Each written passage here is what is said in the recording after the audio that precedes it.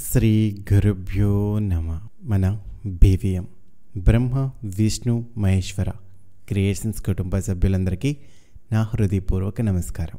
మన దసరా మహోత్సవాల ఆధ్యాత్మిక ప్రయాణంలో 2 అద్భుతమైన ఘట్టాలను పూర్తి చేసుకున్నాం. మొదటి రోజు బాలాదేవి రూపంలో మనసులో నిష్కల్మషమైన భక్తికి బీజం వేశాం. రెండవ రోజు గాయత్రీదేవిని ఆరాధించి ఆ భక్తిని సరైన మార్గంలో నడిపించే జ్ఞానాన్ని ప్రసాదించమని వేడుకున్నాం. ఇప్పుడు మన ప్రయాణంలో 3వ రోజు. భక్తి జ్ఞానం మనకు ఉన్నప్పుడు మన సాధనను, మన జీవితాన్ని కొనసాగించడానికి కావలసింది శక్తి, పోషణ. ఆ పోషణను మనకు అందించే కరుణామయ, మన ఆకలిని తీర్చే అమ్మ, సాక్షాత్తు ఆ జగన్మాత యొక్క దయాస్వరూపిణి శ్రీ అన్నపూర్ణాదేవి. ఆ పేరులోనే ఎంత అద్భుతముందో చూడండి. అన్నం అంటే ఆహారం, పూర్ణ అంటే నిండుగా, సంపూర్ణంగా అని అర్థం.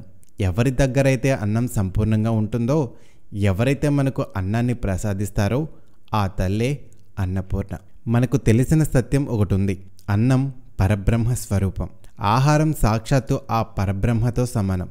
ఎందుకంటే ఈ దేహం అనే దేవాలయంలో జీవుడు అనే దీపం వెలగాలంటే దానికి ఆహారం అనే నూనె కావాలి. అలాంటి ప్రాణాధారమైన అన్నాన్ని మనకు ప్రసాదించే ఆ తల్లిని మించిన దైవం ఎవరుంటారు? అందుకే అన్నపూర్ణాదేవి కేవలం ఆకలిని తీర్చే దేవత కాదు, మనల్ని పోషించి రక్షించే తల్లి. ఆ తల్లి స్వరూపాన్ని ఒక్కసారి మనసులో తలుచుకుంటే మన కడుపు నిండినంత అనుభూతి కలుగుతుంది. ఆమె ముఖం నిండు చంద్రబింబంలా ప్రకాశిస్తూ కళ్ళలో వాత్సల్యం పొంగి పొర్లుతూ ఉంటుంది. ఒక చేతిలో బంగారు గరిట, మరొక చేతిలో అన్నంతో నిండిన అక్షయ పాత్రను ధరించి ఉంటుంది. ఆ పాత్రలోని అన్నం ఎప్పటికీ తరగనిది. ముల్లోకాల జీవరాశులందరి ఆకలి తీర్చగల శక్తి ఆ పాత్రకు ఉంది. ఆ తల్లిని దర్శించుకుంటే చాలు, మన ఇంట్లో ఎప్పటికీ అన్నానికి లోటు ఉండదని భక్తుల పరగాఢ విశ్వాసం. కాశీక్షేత్రంలో కొలువై ఉన్న ఆ తల్లి తనను నమ్మిన భక్తులందరినీ కన్నబిడ్డలా చూసుకుంటుంది. అన్నపూర్ణాదేవి వైభవాన్ని తెలిపే ఒక అద్భుతమైన పురాణ గాథ కూడా ఉంది. ఒకసారి కైలాసంలో శివపార్వతులు లోకంలోని విషయాల గురించి చర్చిస్తూ ఉంటారు. ఆ సమయంలో శివుడు, ఈ సృష్టిలో కనిపించేదంత మాయ, అన్నం, సంపదలు కూడా ఆ మాయలో భాగమే అని అంటాడు. ఆ మాటలు ప్రకృతి స్వరూపిణి సృష్టికి ఆధారమైన పార్వతీదేవికి నచ్చవు. ఆహారం యొక్క ప్రాముఖ్యతను ఆ పరమేశ్వరుడికి తెలియజేయాలని సంకల్పించుకుంటుంది. వెంటనే ఆమె భూలోకం నుండి సమస్త ఆహార ధాన్యాలతో సహా అంతర్ధానమైపోతుంది. ఆమె అదృశ్యమవ్వగానే భూలోకంలో కరువు తాండవిస్తుంది. చెట్లు ఎండిపోతాయి, నదులు ఇంకిపోతాయి. తినడానికి తిండి లేక, తాగడానికి నీరు లేక మనుషులు, దేవతలు, సమస్త జీవరాశులు అల్లాడిపోతాయి. చివరికి ముల్లోకాలను సంహరించగల ఆ మహాదేవుడు, ఆ పరమశివుడు కూడా ఆకలితో నకనకలాడుతాడు. తన చేతిలోని భిక్షపాత్ర పట్టుకుని ఇల్లు ఇల్లు తిరుగుతాడు.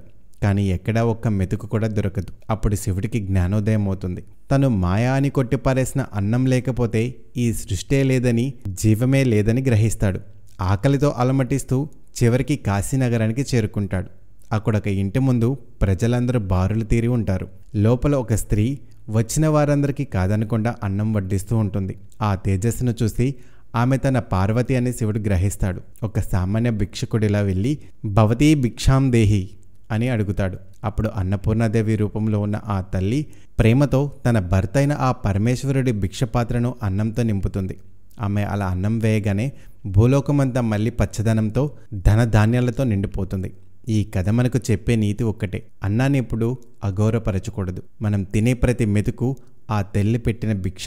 అందుకే ఈ రోజున అమ్మవారికి పాయసాన్నం, దధ్యోదనం వంటి అన్నంతో చేసిన నైవేద్యాలను సమర్పిస్తారు. ఈ రోజున మనకు ఉన్నంతలో ఆకలితో ఉన్నవారికి అన్నదానం చేయడం కన్నా గొప్ప పూజ మరొకటి లేదు.